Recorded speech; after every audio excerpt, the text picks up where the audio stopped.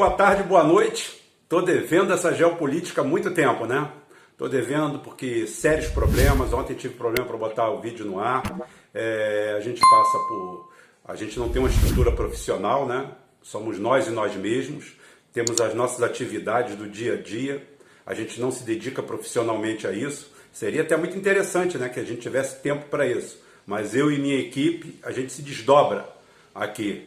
Então hoje, para botar a geopolítica no lugar, para a gente começar a entender as coisas e voltar a rodar o canal, eu vou fazer um passeio geopolítico com vocês. Vou fazer uma escalada aqui, que eu prometi um vídeo hoje sobre um assunto, sim, que é geopolítico. É geopolítico, é muito importante, é muito interessante, é bom você se ligar nisso aí. E vou fazer integrais. Vou primeiro falar um pouquinho militarmente. Eu quero passar para vocês que eu não estou aqui para fazer nenhum tipo de análise ética e moral. Até porque a guerra é antiética e imoral, por si, estruturalmente. Bom é a paz. Mas se você quer a paz, prepara-te para a guerra. E se você quer ser respeitado no cenário internacional, você tem que se fazer respeitar. Você tem que criar uma estrutura militar e política que te dê condição, que a condição militar te dê a condição política, senão você fatalmente vai ter que ser satélite de alguém. Tem gente aqui que dizendo que se o Brasil se desalinhar dos Estados Unidos e ir para o eixo sino-russo, tá, da China com a Rússia, o Brasil está apenas trocando de patrão. Não concordo. Não concordo porque as atitudes imperiais dos Estados Unidos, principalmente do establishment, né, que a gente chama do norte do Atlântico, porque na realidade todo o problema está na latitude, não na longitude. A gente tem latitude e longitude, né? Mas o problema está na latitude. O pessoal do norte se comporta da mesma maneira. Os Estados Unidos e o Canadá foram colonizados por europeus que viram lá um clima muito mais aprazível. E fora daí, a única doutrina que eles criaram, mais ou menos com essa mentalidade, foram nas ilhas da Oceania, Austrália e Nova Zelândia. Portanto, eu vou fazer uma abordagem aqui sem nenhum tipo de controle ético e moral, eu vou apenas relatar, para colocar vocês a par das coisas de uma forma simples, singela. E tem muita coisa aqui que é análise minha. Tá? Eu não vou contra corrente nenhuma, nem a favor de corrente alguma. Tá? A primeira nota que ontem foi um aniversário lá do Partido Único da Coreia do Norte, 75 anos, se não me engano. E o desfile chocou um pouco o Ocidente e os analistas ocidentais estão calados. Por quê? Todo mundo já conhece desde 2017 o Hwasong 15, que nos Estados Unidos recebeu a nomenclatura pelo Pentágono de KN-22, que seria o foguete, um ICBM, tá? Um míssil transcontinental supersônico, que pode carregar ogivas nucleares de 2 estágios, que é o Hwasong 15, o Hwasong 15 KN-22. KN-22 pela nomenclatura do Pentágono. Esse míssil tem a capacidade de atingir o solo americano. Como? Não me importa. Bases? Vai ser por submarino? Não sei. Claro que não. O CBM desse não cabe dentro do submarino. E ontem, para chocar mais o mundo, a Coreia do Norte sai no seu desfile com o maior míssil de combustível líquido que já se tem notícia. Não se tem notícia dos seus testes. Tá? Ontem, na parada militar, não se tem notícia dos seus testes. Então, isso daí é o Israel sino-russo botando para quebrar. Por que eu falo Israel sino-russo? Porque os Estados Unidos criou em Israel um enclave tecnológico, militar, atômico, dentro de uma zona conflagrada. E a Coreia do Norte faz o mesmo papel lá. Todo mundo sabe que tem ajuda da União Russa e todo mundo sabe que tem ajuda da China naquilo ali. É um enclave. É um enclave no sapato do Japão e da Coreia do Sul, que são dois aliados desde a Segunda Guerra Mundial, a Coreia do Sul, depois da Guerra da Coreia, dos Estados Unidos. Então, pedra no sapato aqui, pedra no sapato lá. A geopolítica funciona assim. E agora a gente vai dar uma passadinha por Nagorno-Karabakh. Nagorno-Karabakh, como a gente sabe, a guerra lá entre o Azerbaijão e a Armênia, e um animal passando de moto na minha porta. Bem que podia cair um ICBM na cabeça dele. Mas isso aí é só para refrescar. Nagorno-Karabakh, como já se falamos, é um enclave dentro do Azerbaijão, que 99% da etnia é armênia. E aquele pessoal naquela latitude e longitude do mundo adora se odiar. É a estrutura de tudo isso aí. Nós temos duas análises.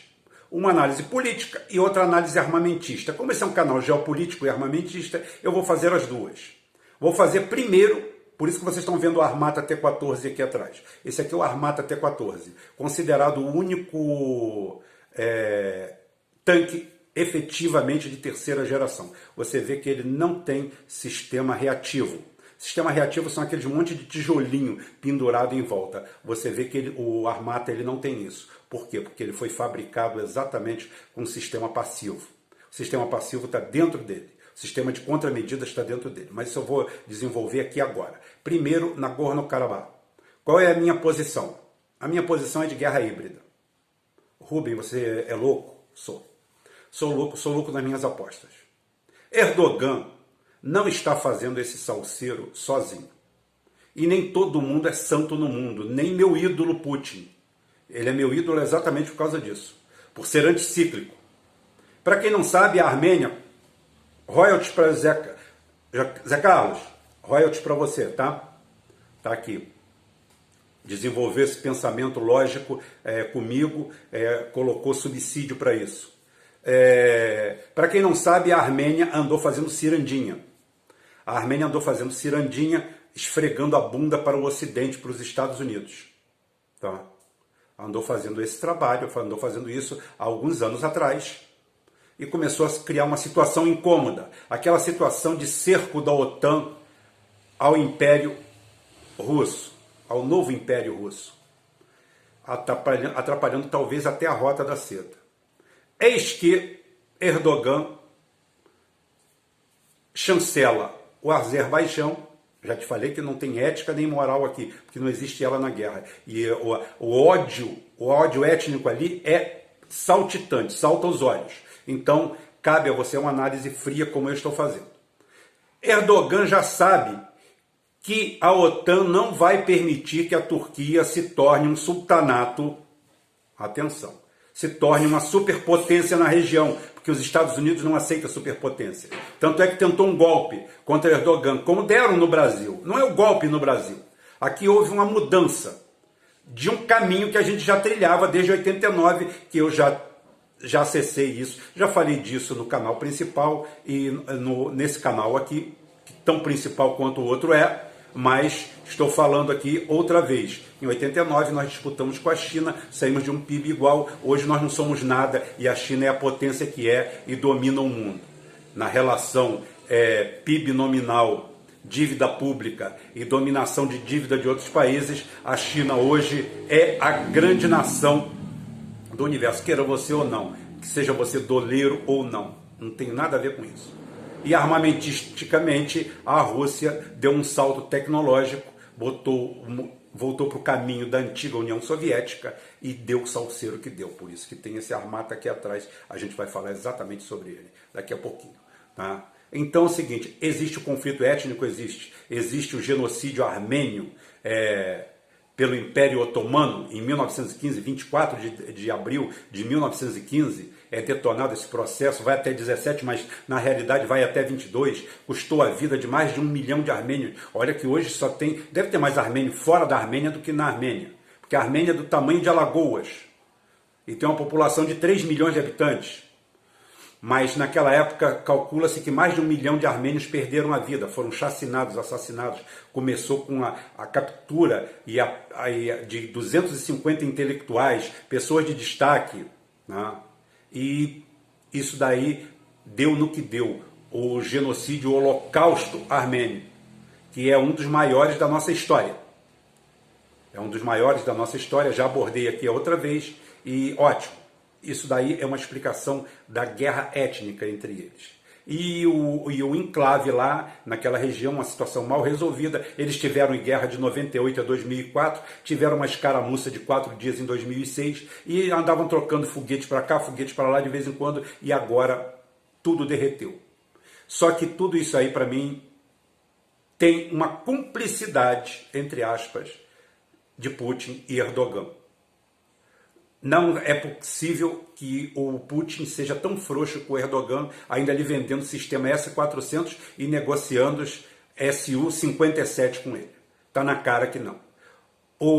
A Rússia não liga que a Turquia se torne uma superpotência ao sul dela. Daí que eu falei que as alianças estratégicas com certos países são válidas. Eles não se importam com isso.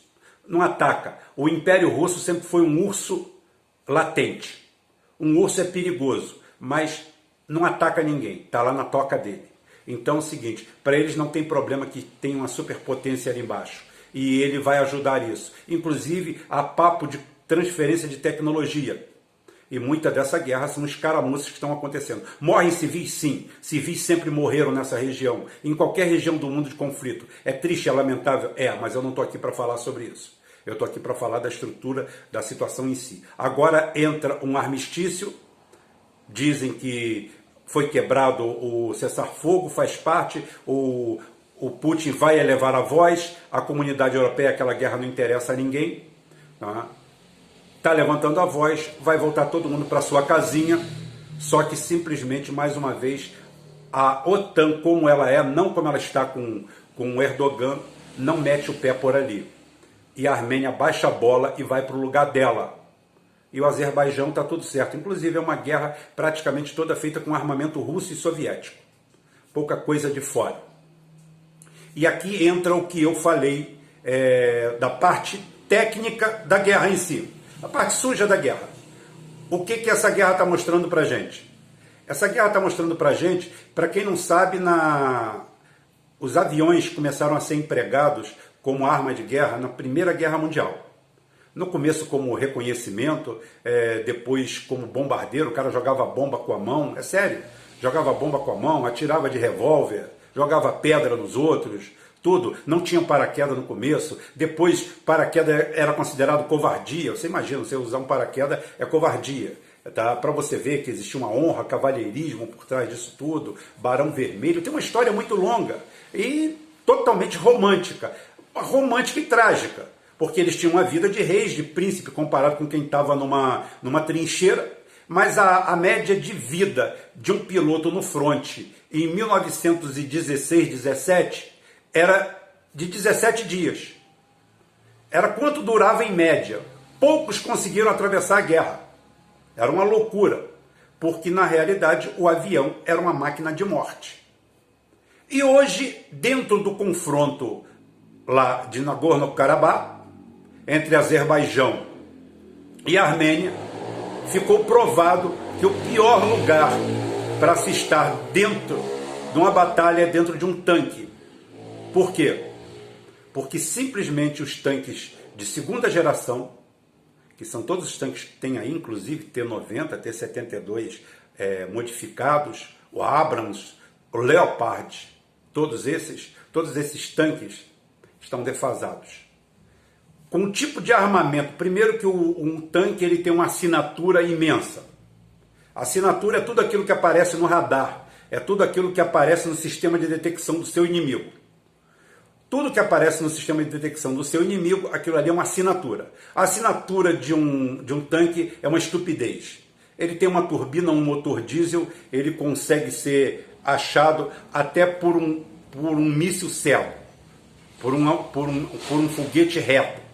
Tá? Então é o seguinte, o que acontece? Hoje, o sistema TAL, que pode ser para aviões ou pode ser para veículos terrestres, portáteis, simplesmente o índice de acerto dele em cima de um tanque chega a 100%. O tanque hoje, para sobreviver a um ataque, ele depende da sua capacidade reativa. Tá? Aqueles tijolinhos que eu falei que ficam em volta do tanque, aquilo ali são a carcaça reativa. Ou seja, ela detona, explode para que a carga explosiva do míssil, do foguete, do que for, não adentre a carcaça, a estrutura do tanque. Só que eles têm agora tem duas camadas de explosivo. Tem uma para capacidade reativa, para carga reativa, e outro para penetração. Todos eles normalmente com urânio empobrecido que derrete, faz um buraco numa chapa de aço de 20 centímetros de comprimento, faz um buraco. E lá dentro calcina todo mundo. É um negócio meio assustador. Então, hoje, o tanque parece ser a ferramenta ultrapassada dentro do campo de batalha. Porque você, com um equipamento extremamente barato, de 20 mil dólares, 30 mil dólares, você consegue neutralizar uma máquina de 1 milhão, 2 milhões de dólares. E aí é onde entra o T-14, o Armata, que ele não tem carcaça reativa. Ele tem um sistema, ele tem um domo virtual que faz todo o processo de leitura e contramedidas num raio de 5 km principal e um raio secundário de 20 km. Dizem que o Armata está 10 anos na frente de todos os outros veículos sob lagartas, autopropulsados. Sistema de artilharia pesada, adiantado, autopropulsado. E é essa a lição que fica de Nagorno-Karabakh. Eu tinha para falar aqui hoje do Pix, mas não vou falar porque vai ficar muito grande o vídeo. Tá? Eu pretendo voltar a esse assunto do Pix, ou no canal principal, ou aqui mesmo. Eu fico devendo do Pix. Não é chantagem não, tá? Talvez até amanhã mesmo eu faça. Mas o Pix merece um tratamento especial, apesar de ser geopolítico. Tá? Apesar de ser geopolítico, eu não vou fazer nenhuma análise desse. Fico com a análise desse novo produto coreano, aí, esse grande míssil balístico intercontinental, acima do Hwasong-15, que já era conhecido pelo Ocidente e temido pelo Ocidente, porque é assim que a Coreia do Norte se fez respeitar, foi assim que os Estados Unidos foi lá bravatear e voltou com o rabo entre as pernas, porque é disso que as pessoas têm medo no final, de armamento e não de alinhamento. Quem implica com os outros no mundo é os Estados Unidos. Você não vê a marinha russa nem a marinha chinesa passando pelo mundo implicando com o Irã, com o Iraque, com a Síria, com nada. Só esses demônios aí de cima é que fazem isso com o mundo. Aqui eles não precisam fazer nada disso, porque aqui está todo mundo de calça arriada, de botar o Paulo Guedes e a turma dele para assaltar o Brasil, o Bolsonaro para aparecer de idiota e a gente de babaca. E por mais que o Bolsonaro caia, alto ele fica, porque a oposição brasileira é algo assim ridícula e deveria ser estudado pela NASA e pelo cosmódromo russo também. Não só a NASA, porque lá eles são mais capazes e mais competentes para levar alguém ao espaço. Todo mundo usa a NASA como centro de tecnologia, mas centro de tecnologia aeroespacial é o cosmódromo de Baikonur, tá? É lá que as coisas acontecem de verdade. É lá que os Estados Unidos foi os últimos 10 anos para o espaço. Tá? Com as Soyuz que estão aí desde a década de 60, cada vez melhores. Eles tinham um tal do Apollo lá, Saturn V, que era um sucesso, uma maravilha. Eles disseram que perderam o projeto e não conseguem mais levantar voo. Aí tiveram que contratar o Elon Musk. É por isso que eu tenho que rir. Eu tenho que rir do enquadramento, do lugar comum, de como as pessoas repetem idiotices, as pessoas escutam idiotices e levam isso como verdade.